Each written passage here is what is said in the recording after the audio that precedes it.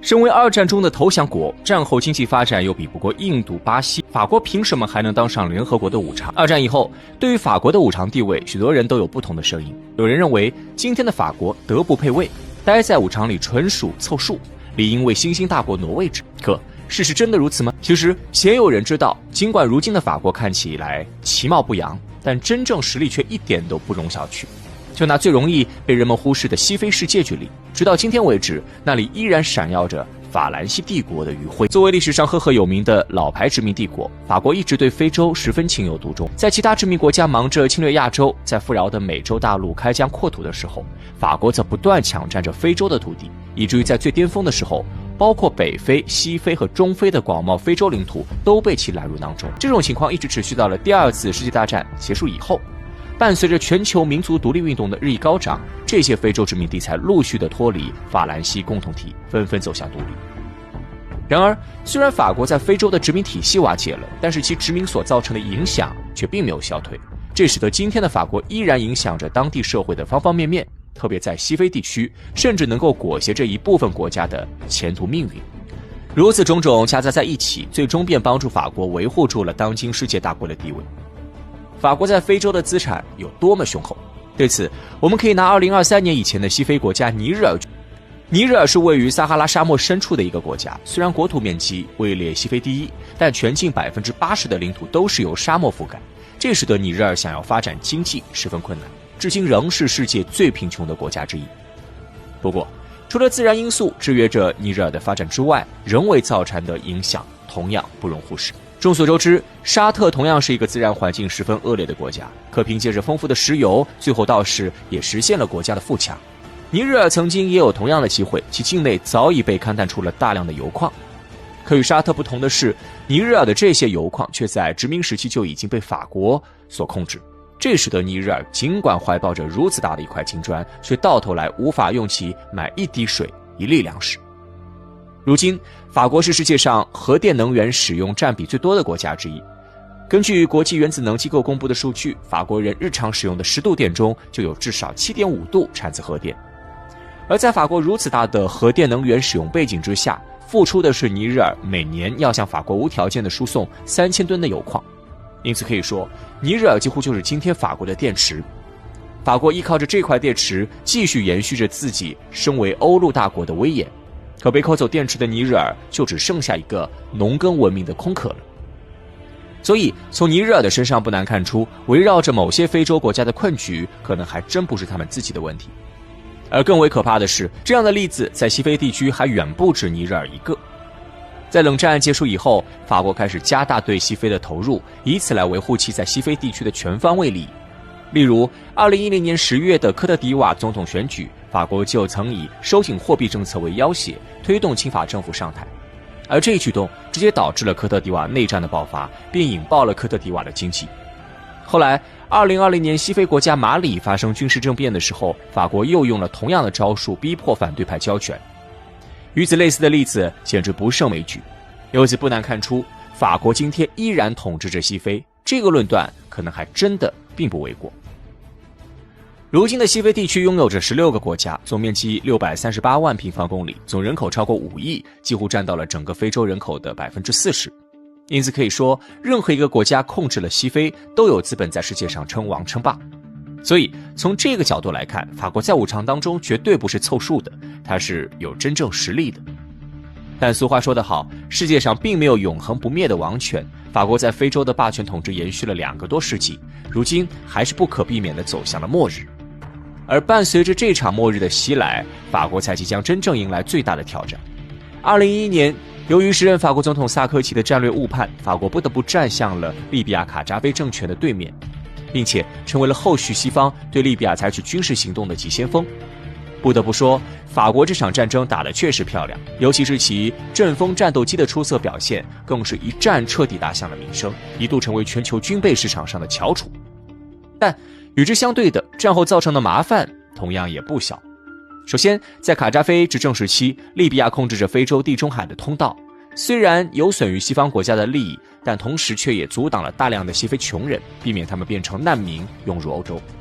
而卡扎菲政权倒台之后，西非与欧洲之间的这道最后屏障也随之破裂。紧接着便是数以百万计的西非难民开始朝着欧洲偷渡。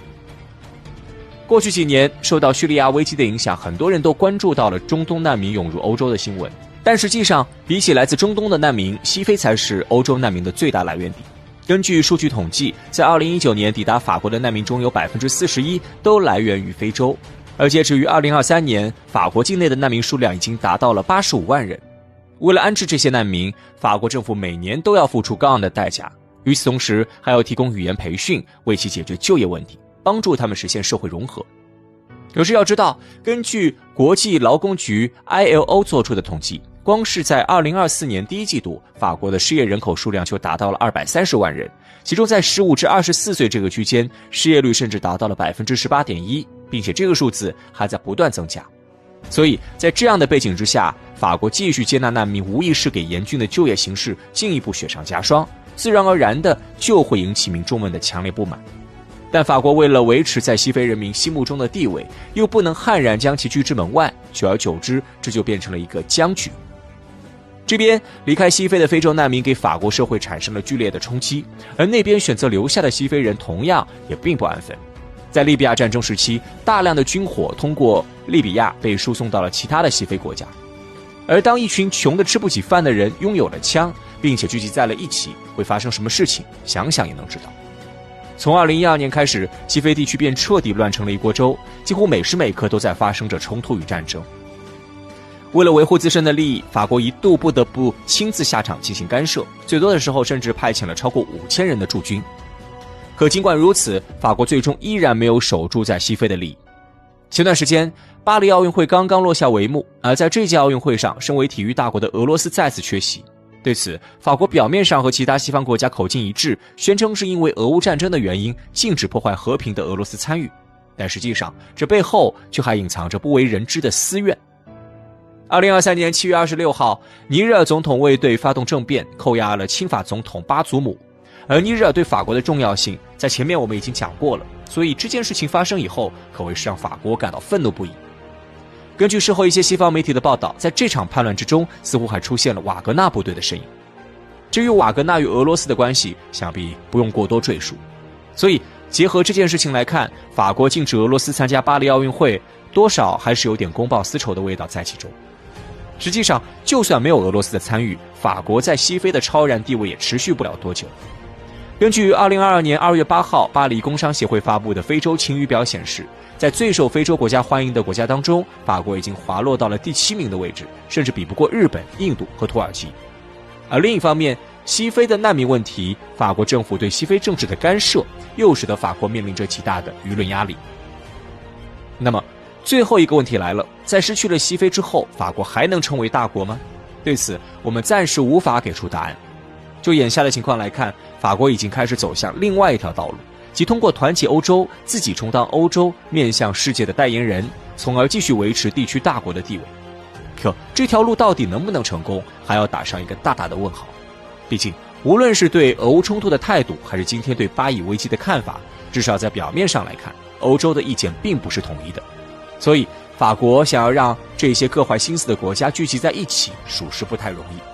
更何况，一个团结的欧洲可是不符合美国的利益的。基于这些，法国的未来还要看法国人的选择。在当今复杂的国际局势中，美国和中国这两大国之间的关系备受瞩目。许多人不禁思考，在全球范围内拥有强大军事力量的美国，为什么迟迟不敢与中国正面对抗？英国的一位权威专家一语道破真相：原来中国除了核武器之外，还隐藏着一张足以改变战局的王牌。近年来，美国在国际舞台上对中国的挑衅愈演愈烈，其背后的动机显而易见，遏制中国的崛起，维持其在全球的主导地位。2018年，美国单方面发起对华贸易战，这犹如一场没有硝烟的战争。美国政府不断加码，向中国商品征收高额关税，试图通过这种方式逼迫中国在谈判桌上让步。然而，这一系列动作不仅打击了两国的经济往来，也让全球市场为之震荡。与此同时，美国还对中国的高科技企业展开了前所未有的封锁行动，华为、中兴等企业成为美国的重点打击对象。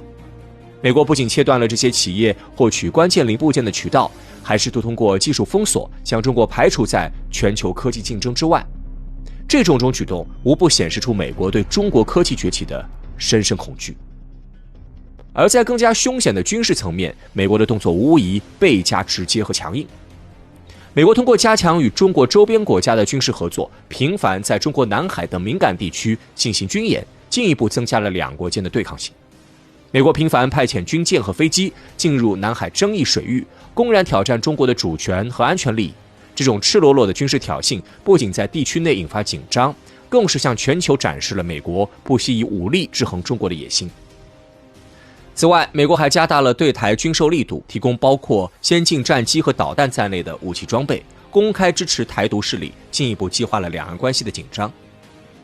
通过军事手段，美国试图在亚太地区形成对中国的包围圈，遏制中国在该地区的军事和政治影响力。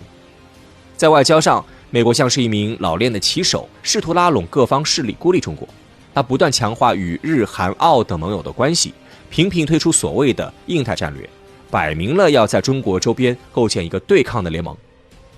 与此同时，美国还利用他在国际组织中的话语权，处处对中国发难。无论是在联合国、世贸组织还是其他国际平台上，美国都试图通过造势抹黑中国，削弱中国在国际社会的影响力。美国的一系列挑衅和遏制动作，无不透露出他对中国崛起的深深忧虑。他害怕中国的崛起会动摇他在全球的霸主地位，所以不断出招，试图将中国压制在他认为合适的范围内。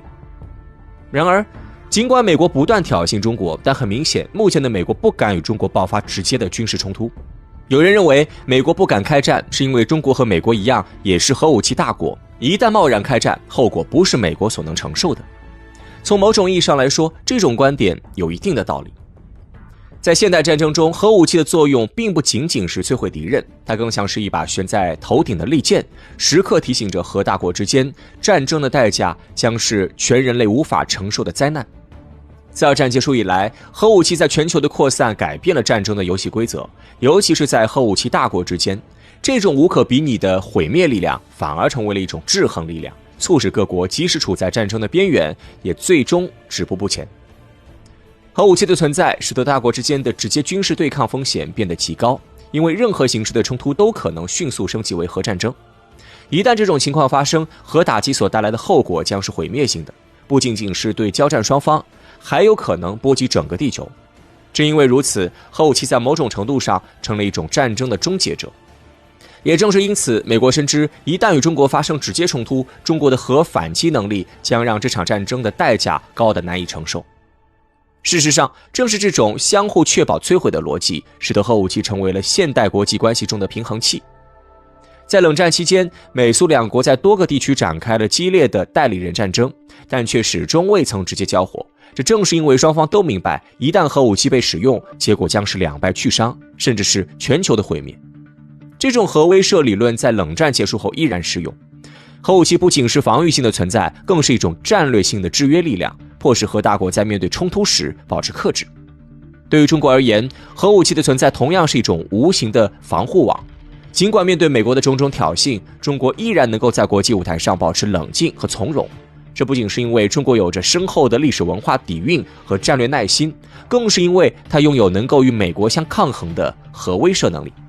这种能力让中国在应对外部压力时具备了更大的战略回旋余地。总的来说，核武器在现代战争中虽然看似可怕，但它的存在反而减少了核大国之间发生全面战争的可能性。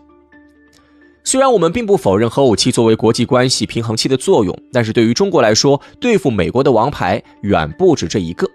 比如，英国一位资深专家就曾指出，中国除核武器之外，另有王牌来对付美国。而这位专家所说的另一张王牌，就是中国反介入体系。近年来，中国逐步建立了一套令美国感到极为棘手的反介入区域拒制体系。美国智库认为，中国的反介入体系其核心逻辑在于通过多层次多领域的军事能力，阻止或延缓美国及其盟友在亚太地区的军事介入，并在必要时剥夺他们在关键海域和空域的行动自由。这个体系的确立源自中国对自身地缘安全形势的清醒认识。面对美国在亚太地区的广泛军事存在，中国明白，若要有效应对可能的军事冲突，必须拥有一套能够遏制敌方介入的战略体系。中国的反介入体系涵盖了从海洋到天空、从网络到太空的多重防御手段。自20世纪90年代以来，中国军方开始系统性的提升导弹、潜艇、电子战等方面的能力，逐步构建起这个复杂而有效的体系。东风系列导弹，尤其是东风 21D 反舰弹道导弹，被誉为航母杀手，正是这一体系的核心利器。